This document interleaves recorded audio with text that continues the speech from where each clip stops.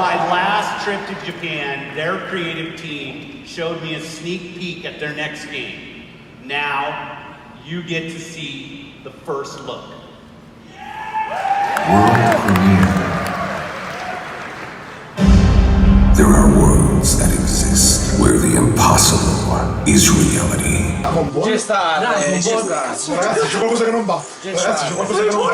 These worlds were never meant to meet. But things have changed. What? Naruto, look at you! Wait a second! What kind of game is this? Piss off. This ain't real.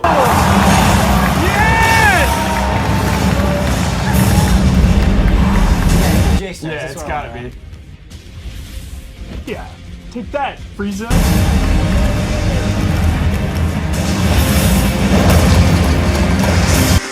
Shadow, and then you see Luffy over there stretching over there.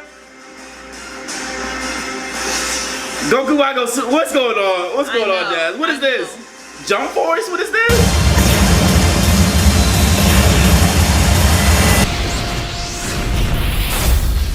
Jump Force. Jump Force, the game that was very hyped, and every anime fan wanted to play this. But sadly, it fell off, it went overhyped, and it didn't stick the landing. So, when it comes down to Jump Force, it's one of those games where Bandai has put themselves in a difficult situation in the most difficult ways possible for this to be like an awesome and amazing game experience.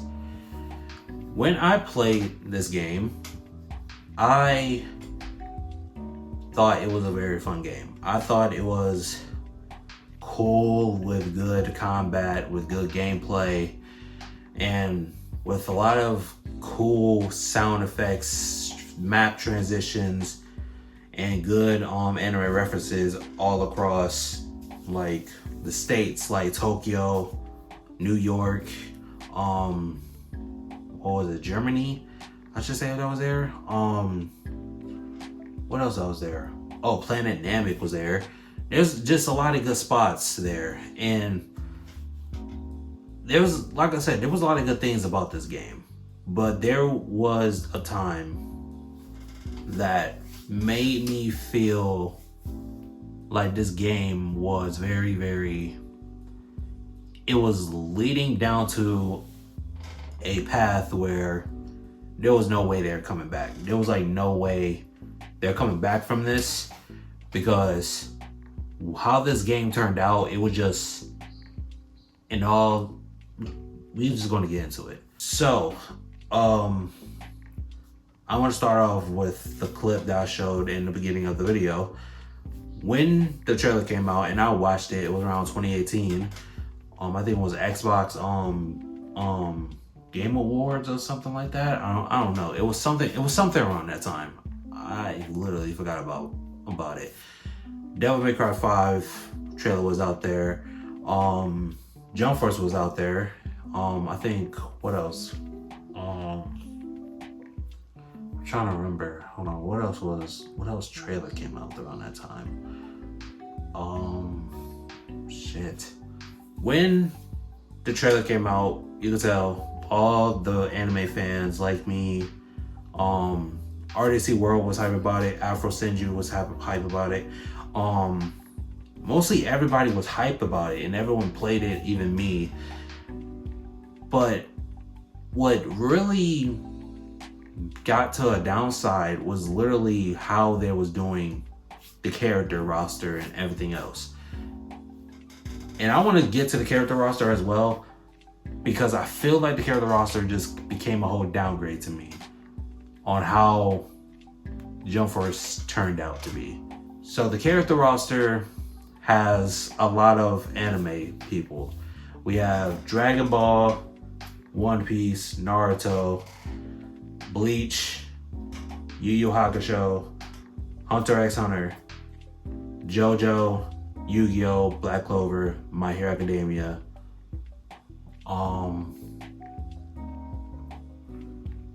Damn, am I forgetting another anime? I think I am. It's there. It's literally, I think, what, I said JoJo's, right?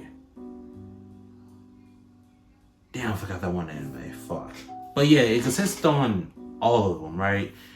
But the problem with the characters and with the roster, I thought, and this is where expectations came in, I thought it was going to be a bigger roster. I thought it was going to be characters that were coming back and were like just like coming back from like J-Star's Victory Versus to Jump Force. I thought it was going to be that, but they didn't really do that, right? They really didn't do that. They decided, right? They decided, and this is where I get to the DLC part. They decided to put DLC characters in there instead of Ben added them into the game. For example, Hiei should have been in Jump Force. Off rip. He should have been in there. Bakugo should have been in there. Miriam should have been in there. Just all the characters that should have been in the game already. Even Kaiba should have been in there. And he's like a villain. He's a villain. And keep in mind, the story is all about villains taking over our planet. That's basically what it is. And they basically call the enemies Venoms. Some type of Spider-Man shit. I don't know, man. But when it came to the characters, it just felt like they was just like, they didn't have them ready, I would say, because it turns out it wasn't really ready, and the whole DLC expansions of each character felt like dumb, and the whole DLC characters is one of those things where it's like, we don't need those extra characters. For example, Majin Buu. We really didn't need Majin Buu. We really did not need Majin Buu. We didn't really need another Bleach character. All we needed was characters that needed a roster. Black Clover needed a roster. My Hero Academia needed a roster. JoJo's needed a roster. The other dude with the freaking pistol, like, dude, he needed a roster, dude. Like, if we had all that, then the game would have been fine. But at the same time, other characters should have been come back. Just like in J-Stars. J-Stars has an ultimate roster. Like a good roster. Jump Force don't really have that. And it's just one of those things where I always say that J-Stars is better than Jump Force due to rosters and other things like that. Jump Force for me is like only gameplay. Like only gameplay and fighting for me. And transitions, all the other stuff like that. It captured that for me. But y'all may ask me, what about the story for Jump Force? The Jump Force story was very, very weird. And I kind of feel like we didn't really need, well, I don't mind seeing like customized characters involved. I don't mind that. But it just felt like, it felt kind of weird. And another thing about the characters, I would say, the models is very ugly as well. I get it. They're trying to make the models look real and stuff like that. But it's like, dude, come on now. It looks weird. Some characters look completely weird. Like, I'm not even gonna lie. One of them looks like a whole dude with a beard and a mustache. Like, it look like Drake or something like that. I'm not about to, you know what I mean? What Kendrick called Drake. I'm not about to say that. No.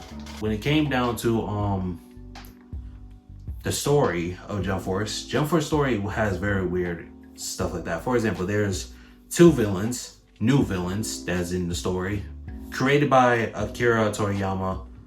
RP to him, shout out to him.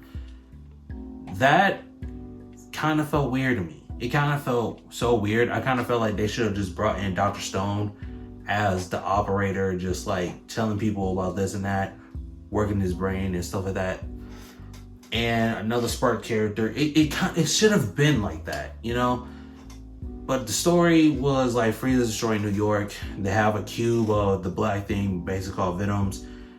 And you as a hero, as your customized character, you are working with Trunks and everyone else to stop the villains, right? And Light Yagami is in here, and this is where I'm gonna not spoil, but well, I am gonna spoil because the game is like what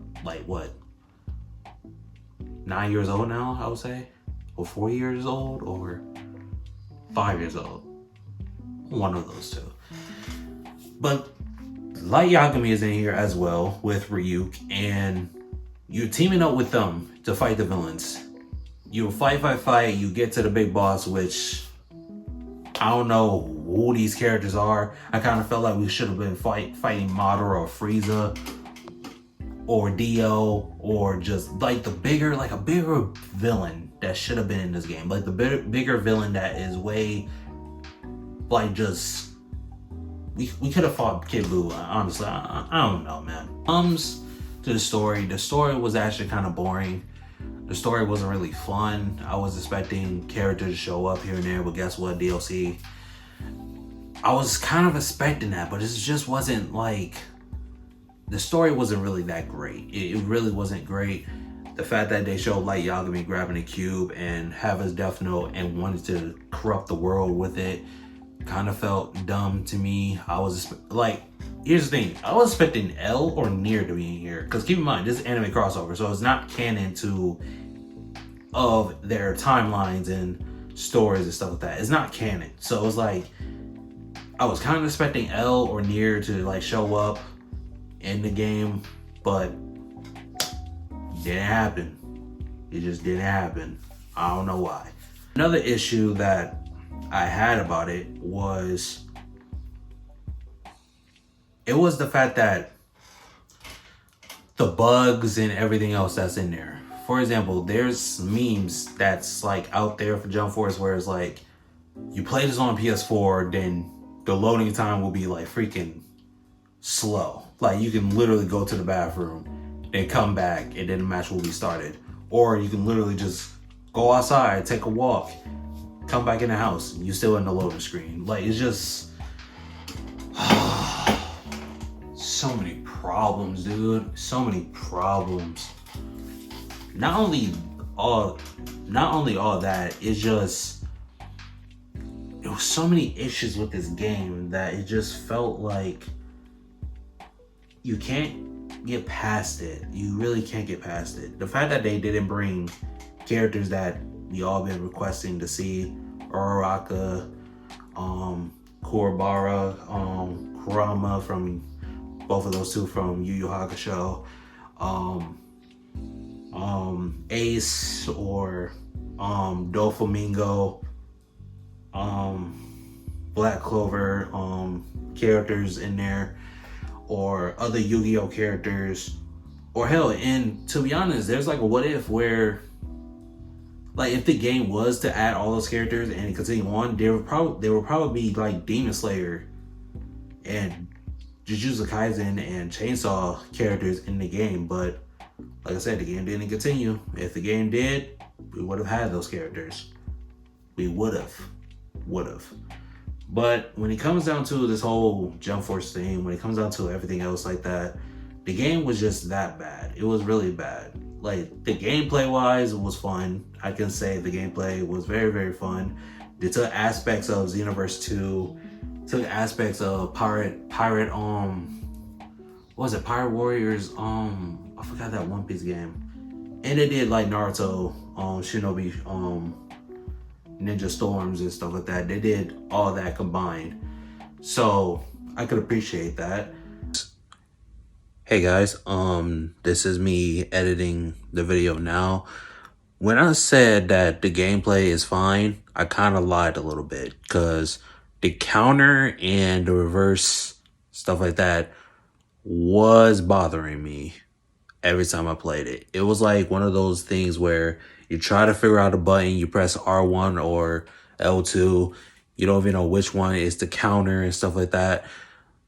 And you don't even know where's the counter meter or whatever like that. I feel like that is a problem with this game as well. I kind of think they should have a better counter meter, and I feel like the counter meter should have been where the health bar and stuff is. So I think, yeah, that's like a downside. I would say they have. I kind of feel like they should have did Budokai Tenkaichi type of way where it's unlimited counter and stuff like that. So yeah, I would say that's kind of an issue that I have. And yeah, man, y'all continue on with the video. I can appreciate costumes here and there with putting it on with the CAC, just like Dragon Ball Xenoverse, like that as well. But when it comes down to this whole game, when it comes down to Jump Force, I would say personally, it is kind of the worst Bandai Namco anime games that they did. And if they are doing another anime crossover game, then I won't be surprised if it be like Jump Force 2 or J-Stars Victory Versus 2 or somewhere around that. Because if it is a case for that, then all I'm asking for Bandai to do is just listen to their community and really understand that all these characters, I get it, you're trying to put these characters in and make it canon so you can't put Ace and all these characters in there. But it's like, dude, it's not canon to the story. So it's like, if you gave Luffy Gear 5 or Goku Ultra Instinct or Naruto his on freaking Nine-Tail State or Sasuke or wherever, it's like, dude, we're fine with that because it's not canon to like the story. It's really not canon. So I would be fine with that. Oh, another thing. While I'm editing this video, I came to a conclusion that they really just made this game all serious instead of just making it all goofy. Like, I feel like all of these characters is like serious characters that everybody had been wanting to see. So honestly, if you want me to be kind of honest here, I think it's kind of our fault. I think it's kind of our fault here. But it's also Bandai Namco fault because we all know we needed funny characters and all the other stuff like that. I'm telling you, they should have just put all J-Star characters in Jump Force just to make it a better game. I'm just saying. But the way how Jump Force is, I would say personally, when people may ask me, would I ever go back to Jump Force and play it? I probably will. Probably go back and play it, see the things that were wrong with it. But overall, man, Jump Force really is like a bad game. Like, it really is just the worst game out of all games. I won't say Sparking Zero is a bad game, which that is probably going to be like a short video I will make, or a short I would do. But yeah, man, out of all the games Bandai made, I think Jump Force is like the worst one. Like, story and